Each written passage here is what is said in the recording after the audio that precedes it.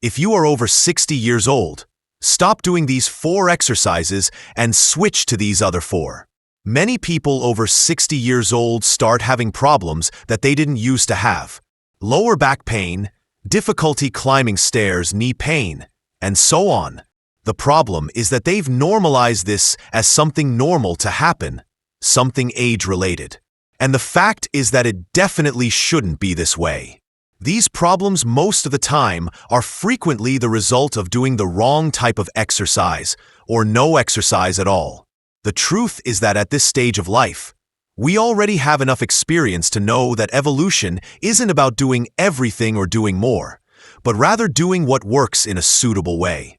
That's why today you'll see not only 4 exercises that can cause problems for people over 60 years old, but also 4 safer options that will target the same muscles without straining your joints. But before we begin, please leave in the comments your name and the city where you're watching our content from. Exercise number 1, deep squats. The deep squat, where you lower yourself until your thighs are parallel to the floor or even lower, is frequently celebrated as the king of exercises for the legs. And rightfully so. It works practically all the lower muscles of the body. However, after 60 years of age, this exercise can become a real villain for your joints. With natural aging, our knees begin to show cartilage wear, reduction of synovial fluid that lubricates the joints, and in many cases, some degree of osteoarthritis. When you perform a deep squat, the pressure on the knee joints increases exponentially. Studies show that it can reach up to 7 times your body weight when we are in the lowest position of the movement. Additionally, the natural flexibility of the hips tends to decrease with age, which means that to compensate for this limitation, many people end up curving their lower back during the movement. This compensation transfers tension to the lumbar region, an area already vulnerable after decades of use. Remember that back pain that appeared out of nowhere? Perhaps it wasn't so random after all. Another common problem is stability. With the natural decrease in muscle mass after 60, body balance becomes compromised. A deep squat requires considerable coordination and stability. A small mistake can result in falls, which represent a much greater risk at this stage of life. I'm not saying this to scare you, but from personal experience, I've seen many students in this age group suffering from chronic pain by insisting on exercises that their bodies no longer accept. And there's more. Blood pressure. During deep squats, there is a significant increase in momentary blood pressure. For those already dealing with hypertension, this pressure spike can represent an unnecessary risk, especially if you are doing the exercise with additional weight. Alternative: chair squat. Now, let's talk about the perfect substitute, the chair squat. The chair squat is a brilliant alternative that preserves practically all the benefits of the traditional squat, eliminating the risks.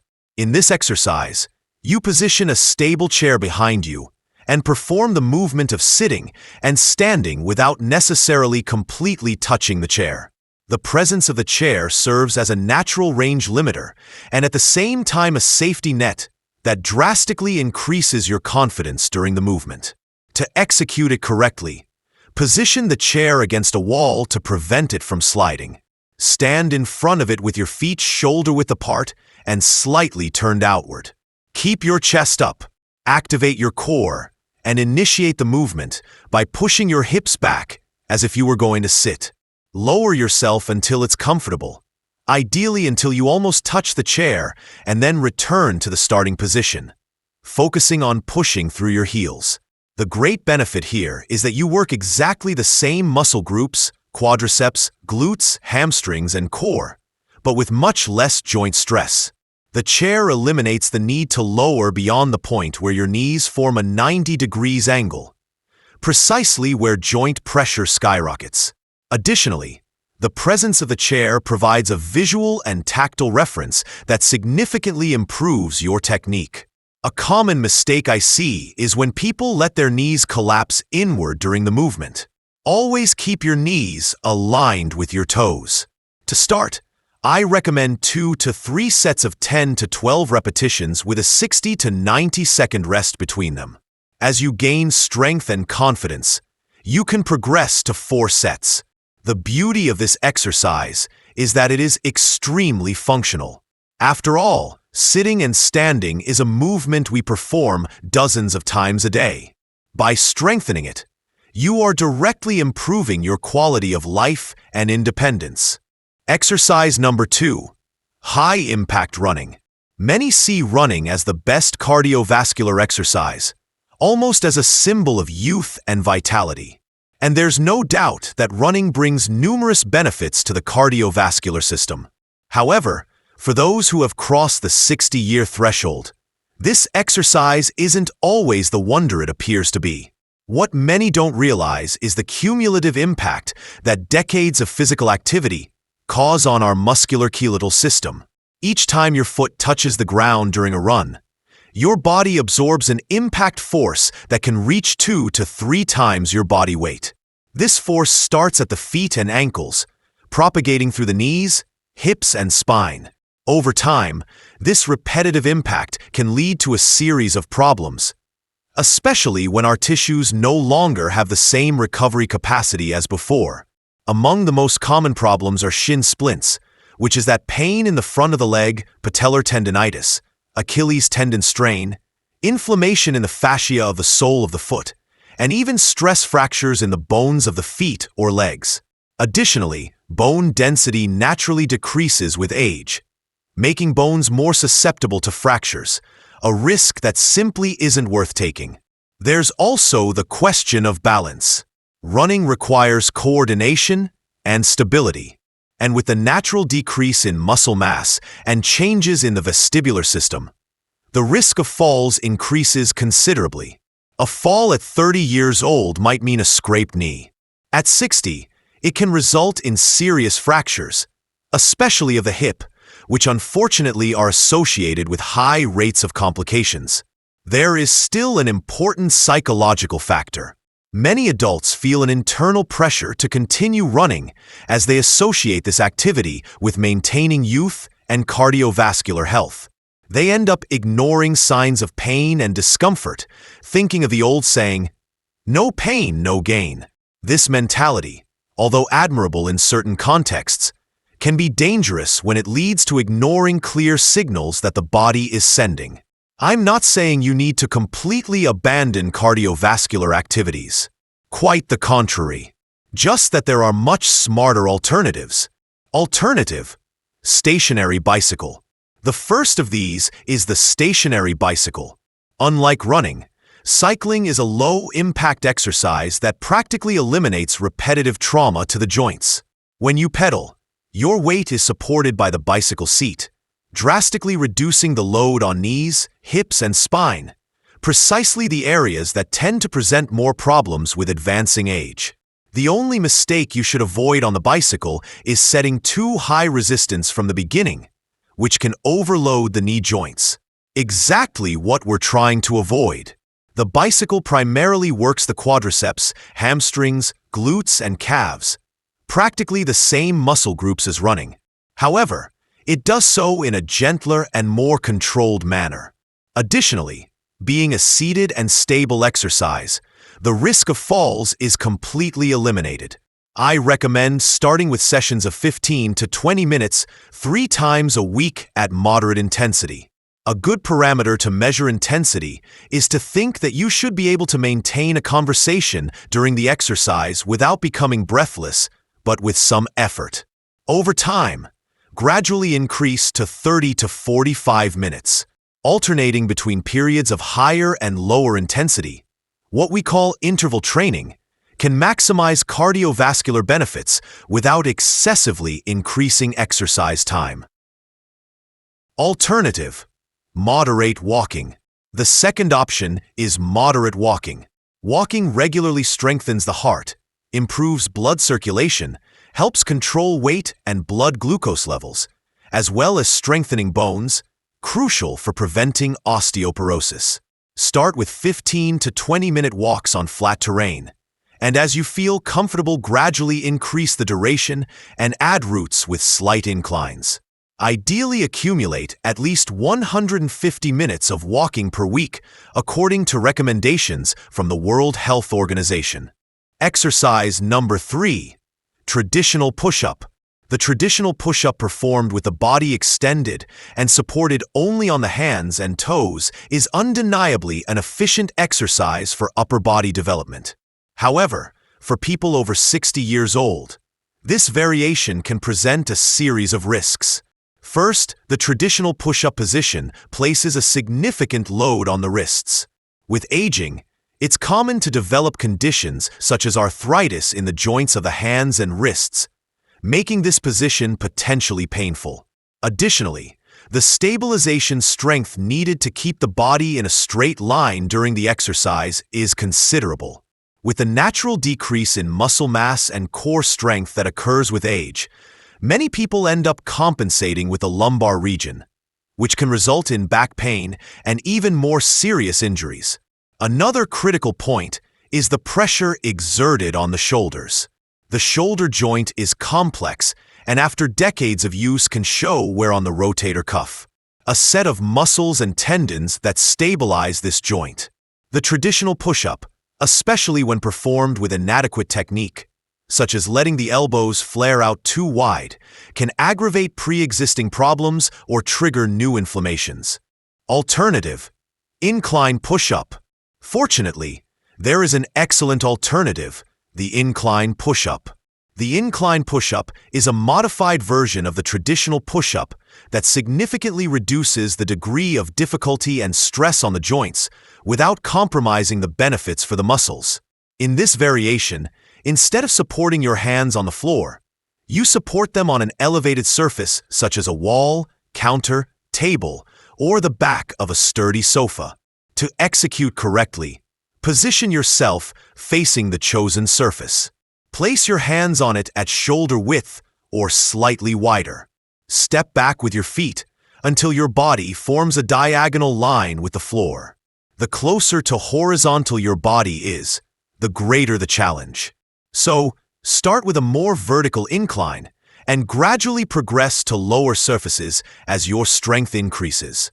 Keep your core engaged, your back straight, and lower yourself by bending your elbows until your chest approaches the surface. Then push back to the starting position, focusing on using the chest muscles, triceps, and shoulders.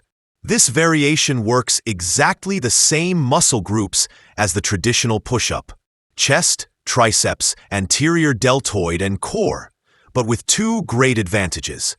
The load on the joints is significantly lower, and you can easily adjust the level of difficulty by altering the height of the surface. A common mistake is when people let their elbows flare out too wide during the movement. Keep your elbows at an angle of approximately 45 degrees relative to your body, neither tight to your trunk nor completely wide. Another frequent mistake is not maintaining body alignment, letting the hip drop or rise excessively. For beginners, I recommend 3 sets of 8 to 12 repetitions 3 times a week with 60 to 90-second intervals between sets. As strength increases, you can progress to lower surfaces, increase the number of repetitions, or add more sets. Exercise number 4. Lying leg raise. The lying leg raise, where you lie on your back and lift your extended legs, is frequently recommended to work the lower abs. However, this exercise can be particularly problematic for people over 60 years old for several important reasons. What many people don't realize is that during leg raises, a large part of the work is done by the hip flexors, not so much the abdominals. This becomes especially relevant after 60 years as the hip flexors tend to be chronically shortened due to prolonged time in the sitting position, common at this stage of life. When these already shortened muscles are strengthened without proper stretching, they can contribute to an anterior pelvic tilt, which in turn increases lumbar lordosis, the exaggerated curvature of the lower back region. Another critical problem is the pressure exerted on the lumbar spine. When the legs are raised extended, especially if the abdominals aren't strong enough to stabilize the pelvis. The lumbar region tends to arch, increasing compression on the intervertebral discs. For people who already have some degree of disc degeneration or spinal stenosis, common conditions after decades of spinal use, this movement can trigger or aggravate lower back pain. There's also the factor of intra-abdominal pressure. During leg raises, there is a significant increase in pressure within the abdominal cavity. For those with weakness in the abdominal wall or conditions such as hernias, pelvic organ prolapse, or abdominal diastasis, this increase in pressure can exacerbate these problems. Alternative: seated march. The alternative used here will be the seated march. It is a brilliant exercise that effectively works the abdominal muscles, especially the transverse abdominis, without overloading the lumbar spine or the hip flexors. It's a movement that mimics the action of walking, but performed in a seated position, eliminating the impact on the joints and drastically reducing stress on the lumbar region. To perform correctly, sit on the edge of a firm chair with your spine erect and feet supported on the floor. Engage your core as if you were pulling your navel toward your spine. Maintaining this abdominal contraction, lift one knee toward your chest, then lower it and repeat with the other knee, alternating in a movement that resembles marching. The movement should be controlled and relatively slow. It's not a race. To increase the intensity, you can lift your feet slightly off the floor when they're not in motion, or hold the position with the knee elevated for 1 to 2 seconds before alternating. An even more challenging variation is to partially extend the leg when lifting the knee, creating a greater lever arm. This exercise works not just the abdominal muscles, but also promotes coordination between breathing and movement, a fundamental skill that tends to diminish with age. Additionally, being performed while seated, it completely eliminates the risk of falls and reduces to zero the pressure on joints such as knees and hips. A common mistake is letting the spine curve during the exercise. Keep your chest up and spine in a neutral position throughout the movement. Another frequent mistake is using momentum instead of abdominal strength. The movement should be controlled, not ballistic. I recommend starting with 3 sets of 10 to 15 repetitions for each side with 60-second intervals between sets. As strength increases, you can progress by increasing the number of repetitions, adding more sets, or incorporating the more challenging variations mentioned above. A 65-year-old student who suffered from chronic lower back pain reported significant improvement after replacing traditional abdominal exercises with the seated march. After 6 weeks of regular practice, she noticed not only a decrease in pain, but also an improvement in posture and ease in performing daily tasks, such as carrying shopping bags and playing with her grandchildren. "It's as if I've regained the stability I hadn't felt in years," she told me. If you like this and also want to discover 6 isometric postures that are capable of completely changing the lower part of your body, we've left a video appearing right now on the screen. Don't miss it. Thank you for watching until here, and may God bless you, my